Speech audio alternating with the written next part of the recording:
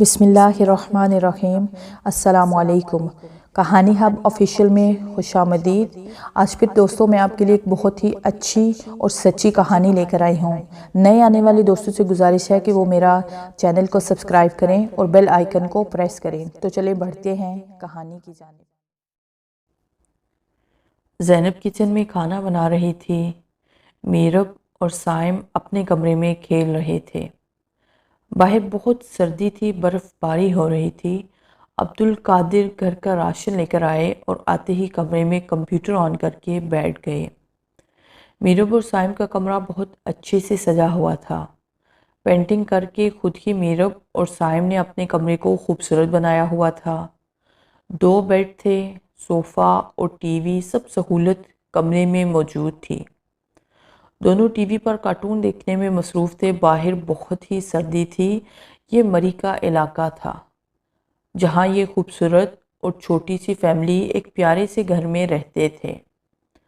साइम और मीरब का कमरा छत पर बना हुआ था। इसके अलावा एक और भी कमरा छत पर था जो कि नीचे वाले हिस्से में एक ज़ैनब और अब्दुल कादिर का कमरा था और एक ड्राइंग रूम था, वॉशरूम और किचन था। बाकी एक लाउंज, फिर बाहर का दरवाज़ा आता था। उसके बाहर सहन था जिसमें एक दरख्त था और पत्तों के बगैर बर्फ़ से भरा हुआ था, जो बहुत ही खूबसूरत लग रहा था।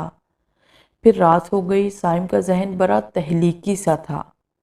वो रात को उठकर अक्सर पेंटिंग किया करता था। मीरब अपनी ही धुन में रहती थी। साइम साल का था और मीरब 10 साल की थी। खैर सुबह हो गई। वो दोनों तैयार हुए और वैन आ गई और वो स्कूल चले गए। उनके घर के सामने एक खंडर सी हवेली थी जो कि बहुत ही पुरानी थी।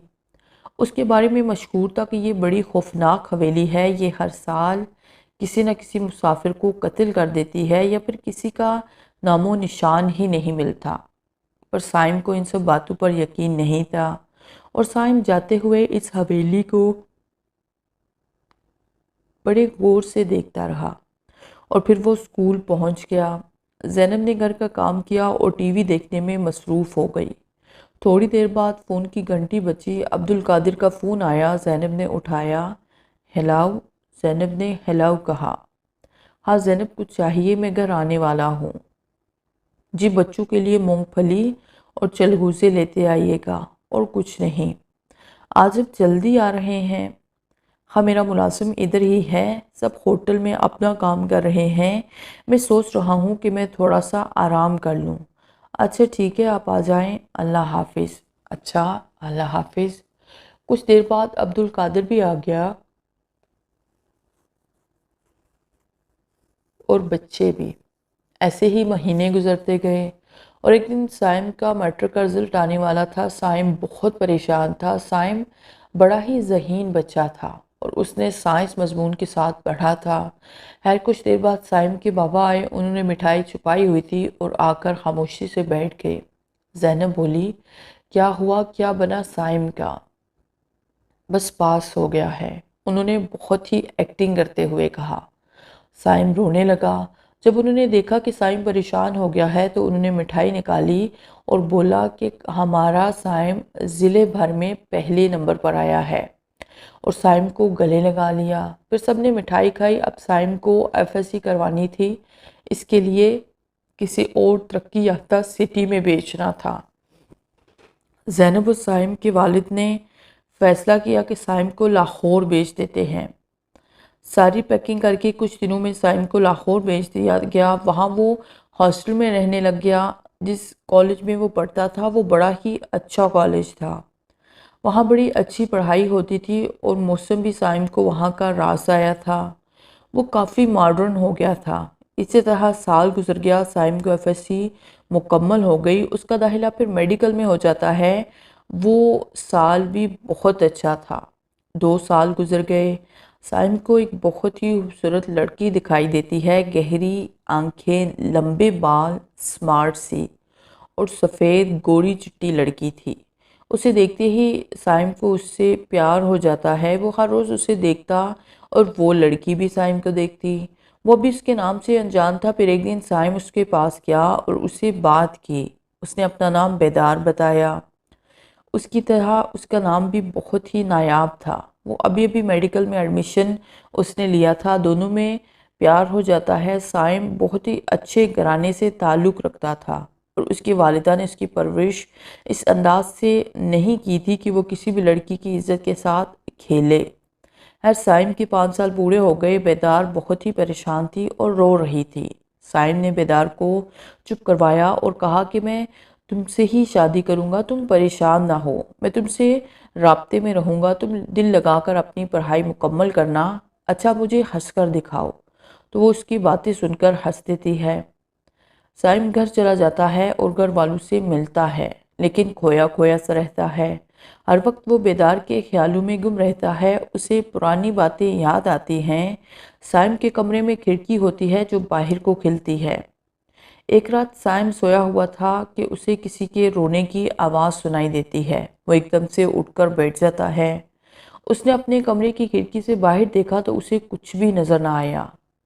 उसने सोचा कि उसका ये वहम है। कुछ देर के बाद ऊंची आवाज़ में हंसने की आवाज़ आई। साइम फिर उठा और देखा, फिर वो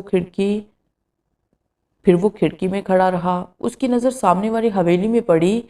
वहाँ एक खूबसूरत लड़की ब्लैक कलर में फ़्रॉक पहने खड़ी थी। उसके बाल लंबे थे, सांवला कलर था, उसमें बड़ी कशिश थी जिसने साइम को अपनी तरफ मतवज्जे कर लिया।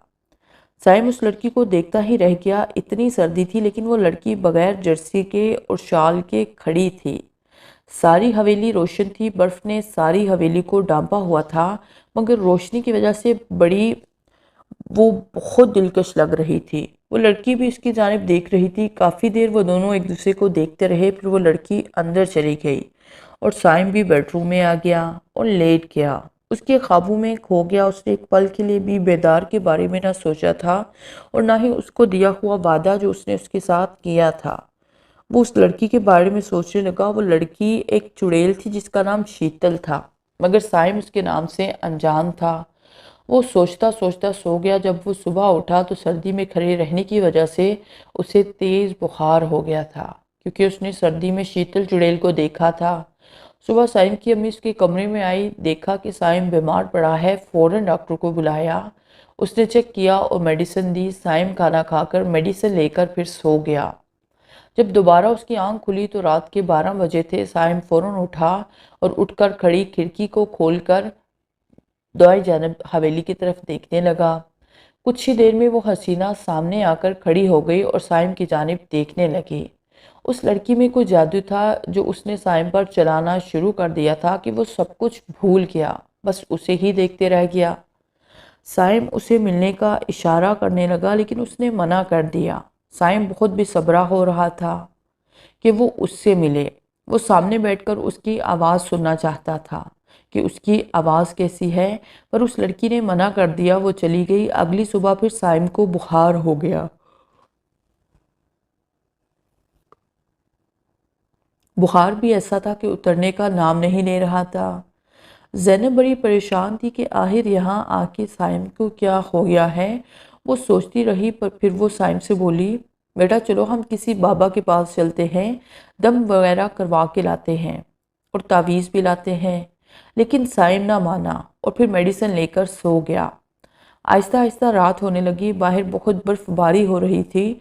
हवा बहुत तेज़ थी। साइम अपना कमरा बंद करके खिड़की के पास चला गया। उस रात साइम के साथ बहुत बुरा होने वाला था। साइम सो गया। रात का 1 बज रहा था। साइम की आंख खुली और फ़ौरन उठकर उसने खिड़की खोली। हवेली में शीतल साइम का इंतज़ार कर रही थी। साइम उसके प्यार में पागल हो गया था और दिन ब दिन कमज़ोर हो रहा था। साइम ने ज़िद की कि मैं आ रहा हूँ तुमसे मिलने। उस हवेली के बारे में जो इसको इल्म था वो सब कुछ भूल गया था और वो बाहर निकल गया। उसका रुख हवेली की तरफ था। वो हवेली के अंदर दाखिल हो गया। हवेली बहुत ही पुरानी थी। साइम अंदर गया। हवेली अंदर से बहुत ही अजीबो गरीब थी और अंदर से बहुत सारे भूत और भूतनियाँ जो बहुत बदसूरत शक्ल के थे खून पी रहे थे और कुछ इंसानों का गोश्त खा रहे थे। जैसे ही उन्होंने साइम को देखा, साइम को उन सब ने अपने इर्द गिर्द घेरे में ले लिया। साइम बहुत घबराया हुआ था। साइम की घबराहट बढ़ती जा रही थी। वो साइम को पकड़ने ही वाले थे कि शीतल की आवाज़ आई। उसने सबको मना किया और साइम को लेकर दूसरी मंजिल पर चली गई। उसने साइम को पानी पिलाया और होश में लाकर खड़ा किया। उसने साइम से उसका नाम पूछा तो साइम ने अपना नाम बताया, मेरा नाम साइम है। फिर उस लड़की से उसने अपना नाम पूछा तो उसने अपना नाम बताया कि मेरा नाम शीतल है। दोनों एक दूसरे को कुछ देर देखते रहे और फिर काफ़ी देर वो बातें करते रहे। साइम ने कहा, ये लोग कौन हैं? शीतल बोली, ये मेरे घर वाले हैं। ये सुनते ही वो घबरा सा गया और तेज़ी से हवेली से निकलकर अपने घर आ गया।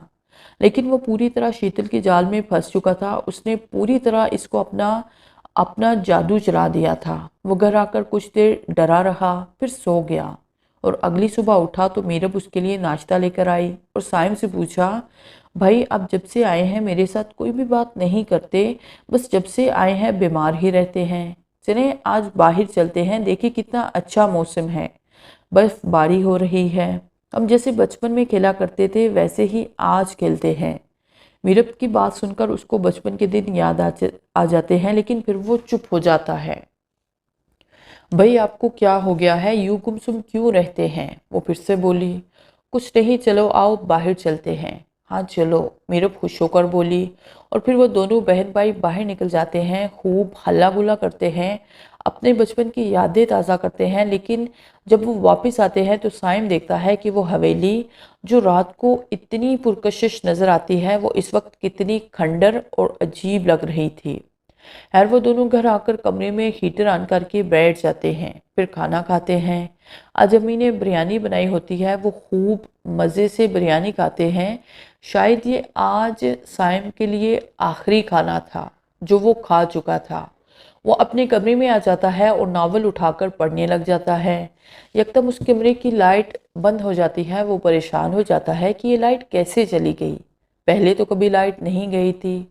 वो भागकर बाहर आता है तो बाहर सबकी लाइट होती है। वो अपनी अम्मी के पास चला जाता है और उनसे कहता है, अम्मी क्या आपकी लाइट गई थी? नहीं बेटा, माँ मुस्सन जवाब देती है।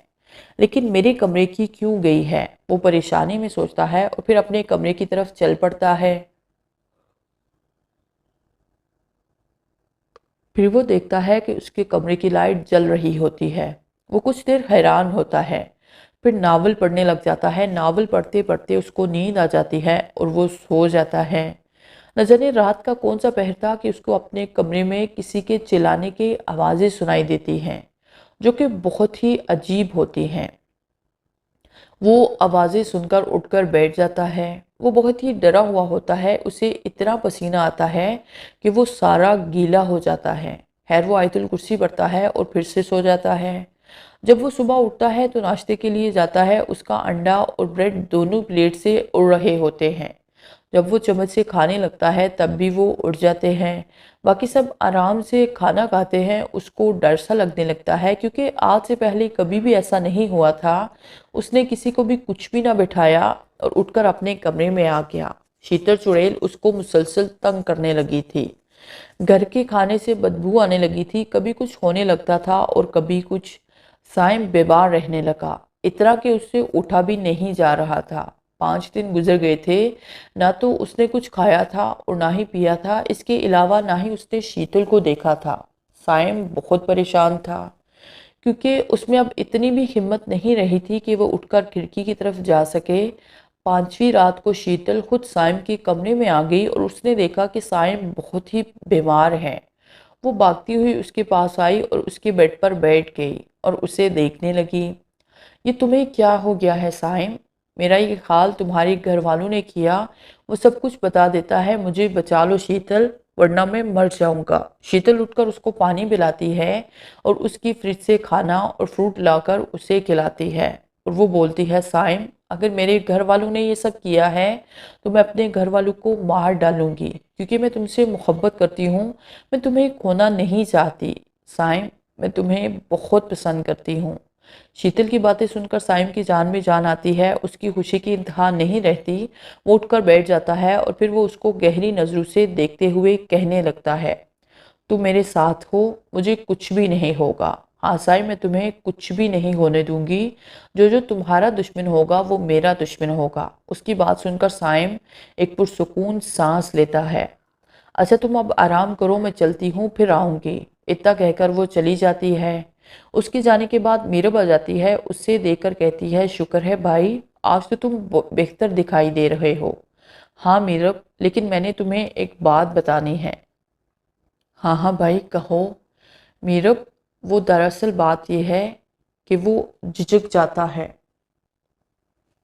हाँ बोलो भाई, वो उसे हौसला देती है।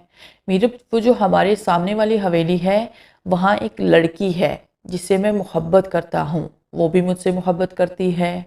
क्या? मीरब को जैसे एक झटका लगता है। क्यों, क्या हुआ? वह हैरानगी से उसे देखता है। वहाँ तो कोई भी नहीं रहता है, वहाँ तो चुड़ैलें, जिन, भूत रहते हैं। हाँ जानता हूँ कि वो लड़की भी एक चुड़ैल है और मैं उसकी मोहब्बत के जाल में बुरी तरह से फंस चुका हूँ। पता नहीं मुझे क्या हो गया है, उसके चुंगल से बाहर नहीं निकल पा रहा हूँ। लेकिन तुमने किसी को भी नहीं बताना, ना मम्मा को और ना ही पापा को। लेकिन भाई, मैंने कहा ना कि किसी को भी कुछ भी नहीं बताना।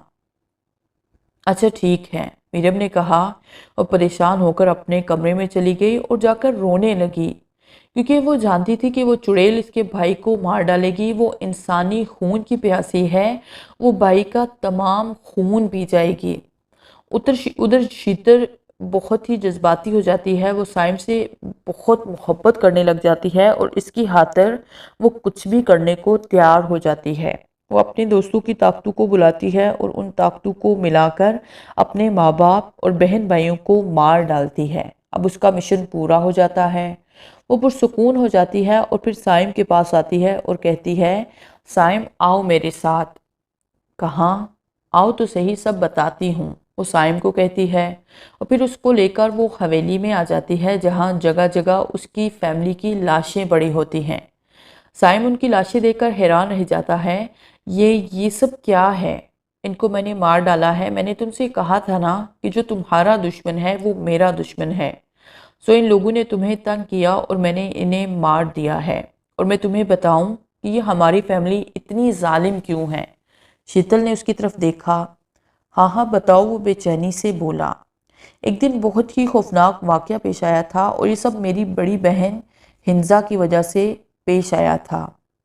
आज से 40 साल पहले की बात है कि यहाँ पर एक कॉलेज का ट्रिप आया था। उसमें बहुत ही खूबसूरत लड़के थे। मैं उस वक्त 7 साल की थी और मेरी बड़ी बहन 15 साल की थी। उस ट्रिप में एक लड़का था जो कि बहुत ही हसीन था। उसकी ग्रीन आंखें थी, सफ़ेद रंग और पिंक होठ थे। उसने पेंट कोट पहना हुआ था, बड़ा ही खूबसूरत लग रहा था। उसका नाम शर्जील था। हिंजा ने रेड कलर का फ्रॉक पहना हुआ था और हम लोग बाहर खेल रहे थे। काफ़ी ठंडा मौसम था। हल्की हल्की हवा चल रही थी। रेड कलर के ही हिंजा ने शूज़ पहने हुए थे। सर पर रेड कलर की टोपी ली हुई थी और ब्लैक कलर का कोट, जिसमें वो बहुत ही प्यारी लग रही थी। वो लड़का शर्जील हिंजा की तरफ देख रहा था। वो हिंजा को पसंद करने लगा था। मैं बहुत ही छोटी थी। वो हिंजा के पास बैठा रहता और उसका हाथ अपने हाथ में लेकर बैठा, उसकी आंखों में आंखें डालकर बातें करता। रोज़ रोज़ ऐसा ही हो रहा था। मैंने उसे घर में कुछ भी ना बताया। एक रात हिंजा ने मुझे जगाया और कहने लगी, चलो मेरे साथ बाहर। मैं उठकर उसके साथ बाहर आ गई। बाहर उन लड़कों के टैंक लगे हुए थे और आग जल रही थी। मैं और हिंजा उन टेंटों के पास गए। वहाँ शर्जील हिंजा की तरफ देखने लगा और हिंजा की तारीफ़ें करने लगा। हिंजा भी उसे प्यार करने लगी थी। उस रात इन दोनों ने डांस भी किया था और एक दूसरे से अपने अपने प्यार का इजहार भी किया था। अब उनके जाने का वक्त आ गया था, पर शर्जील जाने को तैयार न था। वो तो हिंजा के इश्क में पागल हो गया था। सारा ट्रिप वापस अपने घरों को रवाना हो गया, मगर शर्जील न गया। शर्जील ने हवेली के बाहर अपना टेंट लगा लिया और इंतज़ार करने लगा कि कब हिंसा बाहर आएगी। शायद उसमें कोई जादू था जो शर्जील को अपनी जानिब खींच रही थी। अब जब सब लड़के अपने घरों को गए तो शर्जील के घर वालों ने शर्जील को ना पाया, तो पूछा कि शर्जील कहाँ है। कुछ दिनों बाद शर्जील की फैमिली में से उसके भाई कुछ गुंडों को लेकर आए। वो काफ़ी जोशीली फैमिली थी। उन्होंने आते ही हवेली पर हमला कर दिया और अंदर आकर एक एक को जान से मार डाला। छुरी और सोटू से उन्होंने एक एक को मार डाला। पहले मेरे बाबा को, जो कि निहायत ही शरीफ इंसान थे। उनका एक छोटा सा चाय का होटल था। 2 भाई थे, वो भी अब्बू के साथ काम करवाते थे। मैं और हिंसा घर पर अम्मी के साथ रहती थी। हमारा घर बहुत ही अच्छा था। फिर मेरे भाइयों को उसने मारा। उसके बाद हिंसा को बेदर्दी से मारा और मैं छोटी थी, मुझे भी मार डाला और वो लोग शर्जील को लेकर चले गए। हमारी लाशें पड़ी हैं। इसके बाद जो भी यहाँ ट्रिप पर आता है, हम लोग उसे मार देते हैं और उसका खून पी जाते हैं और गोश्त खाते हैं। हमारी रूहें गंदी बन गई हैं और ये ज़्यादातर नफ़रत लोगों से हिज़ा को थी। खास तौर पर लड़कों से। तुम्हें भी हिंसा ने ही तंग किया था। अब शीतल की आंखों से आंसू जारी हो गए थे और साइम को भी रोना आ रहा था, मगर अब वक्त आ गया था कि शीतल साइम को मनाने के बाद अपने साथ ले चले। साइम, पहले तो सब लाशों को मिट्टी में दफन करना है, खूब अच्छी तरह। ये काम साइम नहीं कर सकता था, इसलिए उसने शीतल का सहारा लेकर उसकी फैमिली को दोबारा मारा और दफन किया, ताकि वो लोग कभी भी किसी को तंग ना करें। इस काम से फारिग होकर शीतल बोली, मैंने तुम्हारी वजह से अपनी फैमिली को मार डाला है, अब तुम मेरे साथ चलो। साइम को उसके साथ जाना ही था। अगर वो ना जाता तो शायद शीतल उसकी फैमिली को भी मार डालती। इस डर से वो शीतल के साथ उसकी दुनिया में जाने को तैयार हो गया। बगैर घर वालों को आगाह किए वो शीतल के साथ जाने को तैयार हो गया। सिर्फ मीरब को इसके बारे में इल्म था।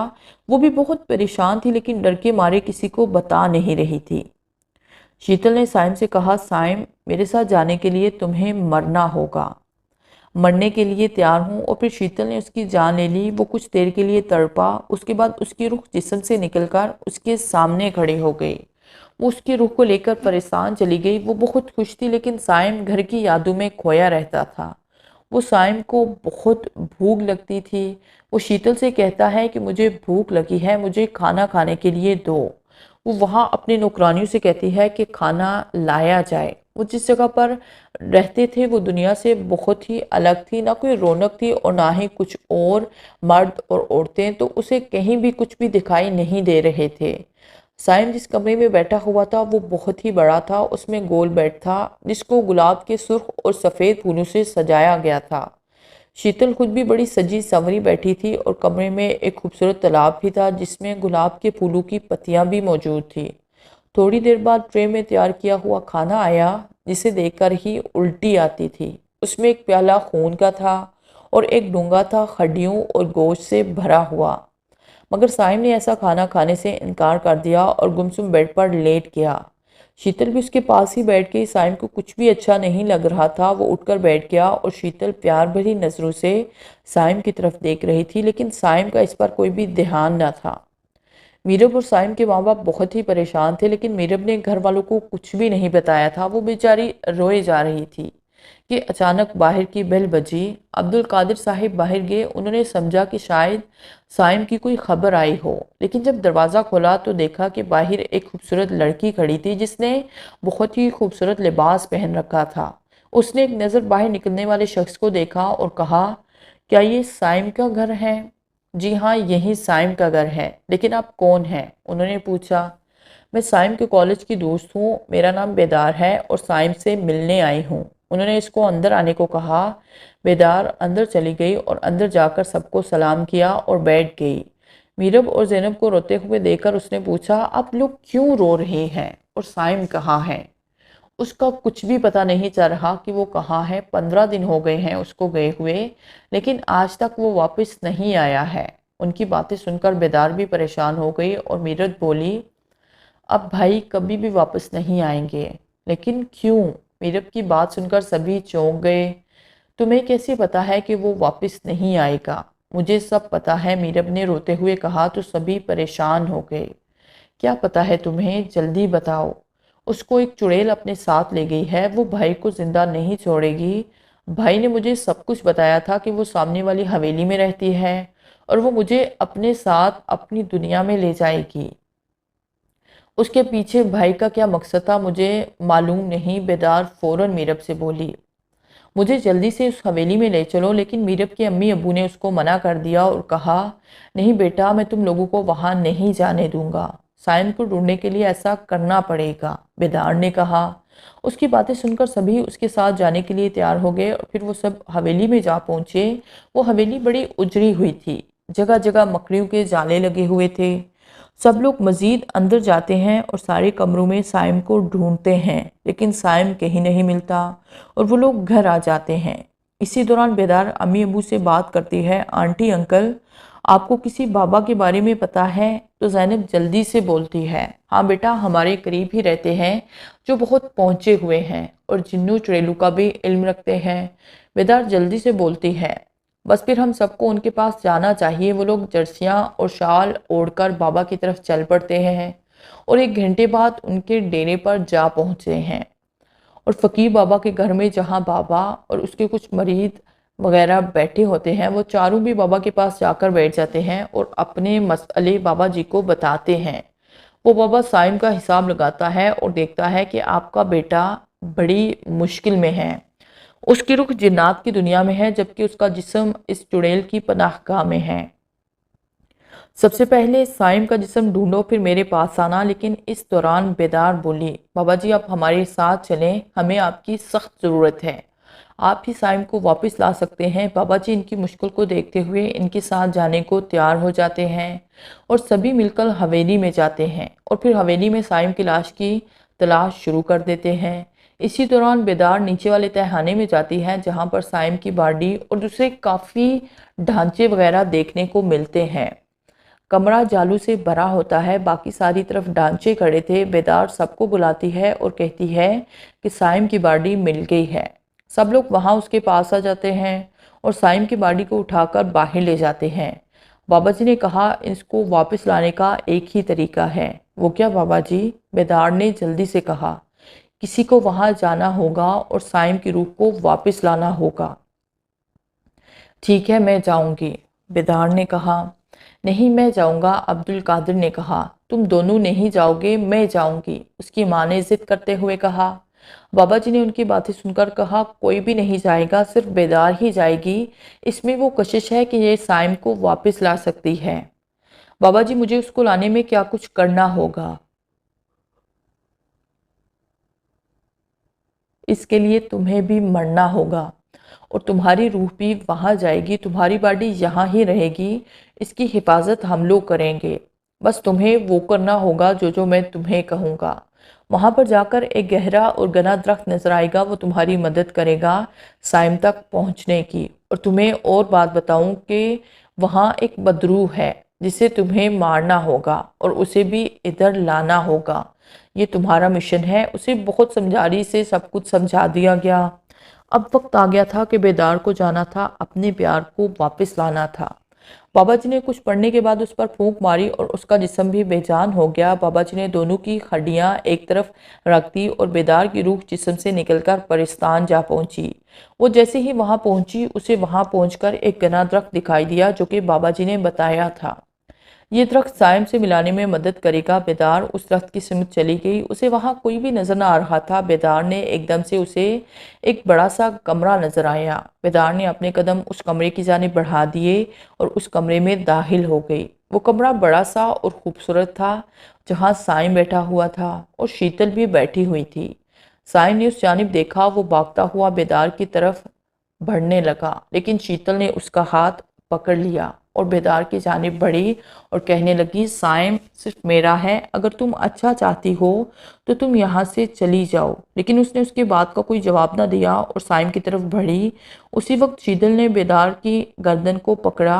बेदार की गर्दन को बहुत ज़ोर से झटका लगा और उसी वक्त ही बेदार ने कुछ पढ़ना शुरू कर दिया, जिससे शीतल के हाथ खुद ब खुद बेदार से दूर हो गए।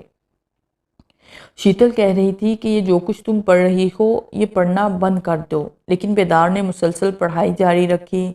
उसी वक्त शीतल की आवाज़ डरावनी होने लगी। उसका चेहरा बड़ा ही खौफनाक हो गया। लंबे से दांत उसके गंदे से बिल्कुल उसके मुंह से बाहर आ रहे थे।